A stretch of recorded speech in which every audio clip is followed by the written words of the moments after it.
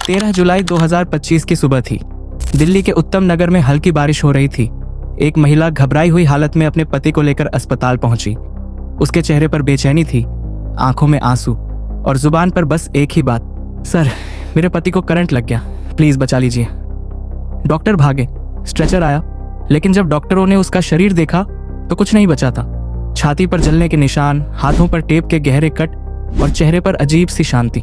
Postmortem report में जो सामने आया उसने सबको हिलाकर रख दिया। ये कोई हादसा नहीं था, ये एक ठंडे दिमाग से रची गई साजिश थी। ऐसा मर्डर जो सोशल मीडिया चैट्स पर प्लान हुआ और उसमें शामिल थे पत्नी और उसका प्रेमी, जो कोई और नहीं उसका ही देवर था।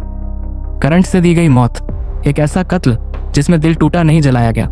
इस क्राइम डॉक्यूमेंट्री में जानिए कैसे एक पत्नी ने देवर संग मिलकर रचा अपने ही पति को खत्म करने का इलेक्ट्रिक प्लान। करण देव उम्र 36 साल, दिल्ली के उत्तम नगर में रहने वाला एक ज्वेलर। घर, दुकान, पत्नी और एक छोटा सा बच्चा, जिंदगी आम लोगों जैसी ही थी। लेकिन उस आम जिंदगी के भीतर एक असामान्य राज छिपा था। 13 जुलाई 2025 को उसकी संदिग्ध परिस्थितियों में मौत हो गई। पत्नी सुष्मिता ने बताया कि उसे करंट लग गया, लेकिन जब डॉक्टरों ने पोस्टमार्टम किया तो वो सच सामने आया जिससे पूरा मोहल्ला दहल उठा। पुलिस ने शुरुआती जांच में इसे महज एक एक्सीडेंट माना, लेकिन मृतक के परिवार ने शक जताया। उनका कहना था कि सुष्मिता और करण के रिश्ते कुछ महीनों से सामान्य नहीं थे। पुलिस ने जब मोबाइल फोन जब्त किए और चैट्स खंगाले तो जो बातें सामने आई वो हैरान कर देने वाली थीं। सुष्मिता और उसका चचेरा देवर राहुल दोनों 1 साल से रिलेशनशिप में थे। सोशल मीडिया पर बातें, गुप्त मुलाकातें और फिर धीरे धीरे एक साजिश की शुरुआत। करण की मौत का प्लान सिर्फ उनके दिमाग में नहीं था, वो मोबाइल चैट्स में दर्ज था। ये कोई अचानक हुआ हादसा नहीं था, ये एक प्लान मर्डर था, बेहद चालाकी से किया गया। सुष्मिता और करण की शादी को 7 साल हो चुके थे। बाहर से देखने पर दोनों एक आदर्श जोड़े की तरह लगते थे, लेकिन अंदर ही अंदर ये रिश्ता बिखर चुका था। करण, जो अपनी ज्वेलरी की दुकान में दिन रात मेहनत करता था, धीरे धीरे सुष्मिता से भावनात्मक रूप से दूर होता चला गया। सुष्मिता अकेलापन महसूस कर रही थी और इसी खालीपन में उसकी जिंदगी में आया राहुल। राहुल सुष्मिता का चचेरा देवर था, उम्र में कुछ साल छोटा, लेकिन बातों में मीठा और सोशल मीडिया पर एक्टिव। शुरुआत में बातों का सिलसिला हल्का फुल्का था, इंस्टाग्राम पर मैसेज, रील्स पर रिएक्शन और फिर धीरे धीरे वीडियो कॉल्स। वो हर उस कमी को भरने लगा जो सुष्मिता अपने पति में महसूस करती थी। कुछ महीनों में यह रिश्ता इतना गहरा हो गया कि अब दोनों को करण बीच में बोझ लगने लगा। प्यार अब जुनून में बदल चुका था।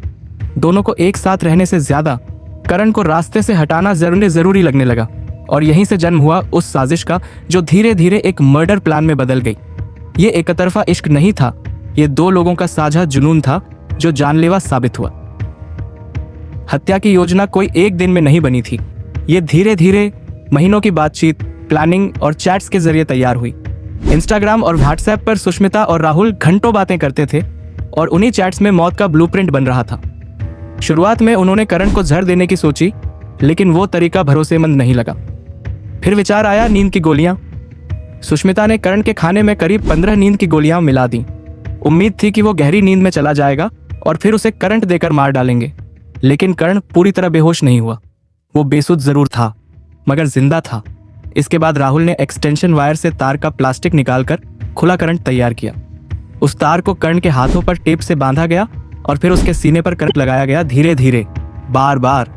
इंस्टाग्राम चैट में राहुल ने लिखा, धीरे करना, ज्यादा देर तक देना, अब ये बचेगा नहीं। ये कोई गुस्से में किया गया काम नहीं था, ये ठंडे दिमाग से की गई सोची समझी हत्या थी, जिसमें प्यार, लालच और पागलपन तीनों शामिल थे।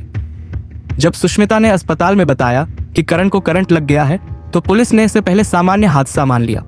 मौके पर कोई हिंसक संघर्ष का सबूत नहीं था और सुष्मिता ने रोते हुए सब कुछ हादसे की तरह बताया। लेकिन पोस्टमार्टम रिपोर्ट ने कहानी की दिशा बदल दी। रिपोर्ट में करण की छाती और हाथों पर बिजली से जलने के गहरे निशान थे, जैसे करंट लंबे समय तक लगातार लगाया गया हो। साथ ही फेफड़ों में झाग और शरीर में हल्की नींद की दवा के अंश भी मिले। पुलिस को शक हुआ कि यह कोई एक्सीडेंट नहीं, बल्कि प्लान मर्डर है।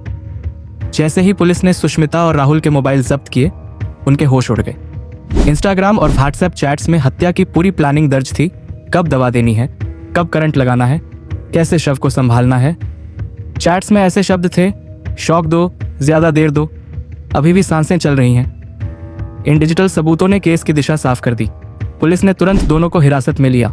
अब यह सिर्फ एक हत्या नहीं रही, यह बना डिजिटल साजिश का केस जहां इश्क ने इंसानियत को जला डाला। जब पुलिस ने सुष्मिता से पूछताछ शुरू की तो शुरुआत में वह बार बार यही दोहराती रही, वो करंट लगने से मरा, मैं तो बस खाना देने गई थी। लेकिन जैसे ही पुलिस ने चैट्स उसके सामने रखी, उसकी चुप्पी टूट गई। चेहरे पर घबराहट थी और आंखों में अब वो आत्मविश्वास नहीं था जो उसने अस्पताल में दिखाया था। पुलिस ने इंस्टाग्राम चैट्स की स्क्रीनशॉट्स सामने रखी जिनमें वह राहुल को लिख रही थी, उसकी सांसें चल रही हैं अब तक, क्या करूं? और राहुल का जवाब था, फिर से शौक दो, इस बार लंबा देना। पूछताछ में सुष्मिता टूट गई। उसने कबूल कर लिया कि राहुल के कहने पर ही उसने कर्ण को नींद की गोलियां दी और फिर दोनों ने मिलकर उसे करंट देकर मार डाला। पुलिस ने राहुल को ट्रेस कर तुरंत गिरफ्तार कर लिया। उसके फोन से भी वही चैट्स, प्लानिंग और हत्या की बातचीत मिली।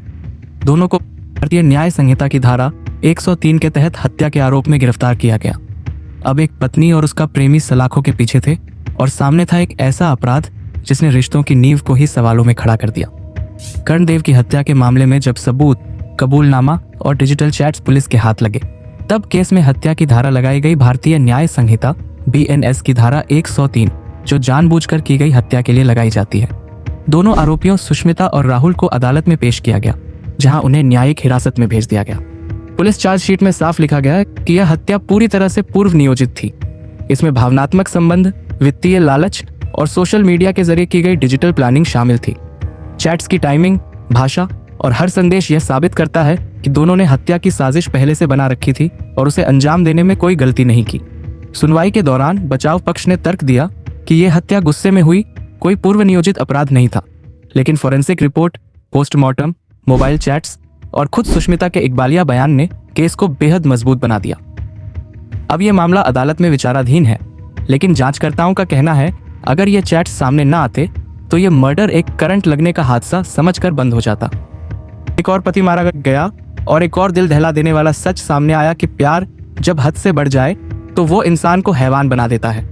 रिश्तों में भरोसा जितना गहरा होता है, धोखा उतना ही घातक बनता है। सुष्मिता और राहुल का यह कांड कोई फिल्मी स्क्रिप्ट नहीं था, यह हमारे समाज की उसी सच्चाई को उजागर करता है जहां सोशल मीडिया ने भावनात्मक दूरी को मौका बना दिया है। इस केस ने सिर्फ एक जीवन छीना नहीं, बल्कि एक परिवार तोड़ डाला। एक मासूम बच्ची अपने पिता को खो बैठी और मां को जेल में देखकर रोती रही। राहुल, जो कभी परिवार का हिस्सा था, अब अपराधी है। हम सबको सोचने की जरूरत है, रिश्ते वक्त और संवाद से बनते हैं, लेकिन जब हम संवाद की जगह गुस्से, शिकायत और लालच को जगह देते हैं तो अंजाम ऐसे ही खौफनाक होते हैं। इस केस ने एक बार फिर यह साबित किया कि अपराध कितना भी चालाकी से क्यों न रचा जाए, सच सामने आता है और इंसाफ अपनी राह खुद बना लेता है।